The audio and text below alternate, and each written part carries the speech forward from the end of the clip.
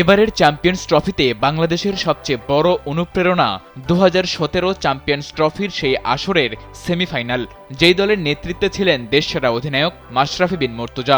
8 বছর বাদে আবারও যখন সেই একই টুর্নামেন্টে যাচ্ছে বাংলাদেশ, তখন অনেকটাই নীরব ছিলেন মাশরাফি। অবশেষে সেই নীরবতা ভেঙে টাইগারদের শুভকামনা জানালেন টাইগারদের সবচেয়ে সফল এই অধিনায়ক। বুধবার নিজের ভেরিফাইড ফেসবুক পেজে এক পোস্টে মাশরাফি লিখেছেন, চ্যাম্পিয়ন্স ট্রফির জন্য বাংলাদেশ ক্রিকেট দলের প্রতি রইল শুভকামনা। সাহস এবং দৃঢ়তার সঙ্গে খেলে যাও, শুভকামনা সবসময়।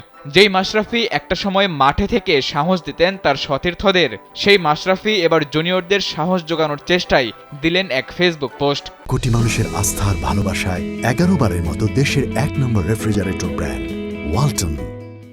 2017 সালে তার অধীনেই বাংলাদেশ প্রথম কোনো বৈশ্বিক আসরের সেমিফাইনাল খেলেছে। এমনকি এখন পর্যন্ত এটি টাইগারদের বড় সাফল্য।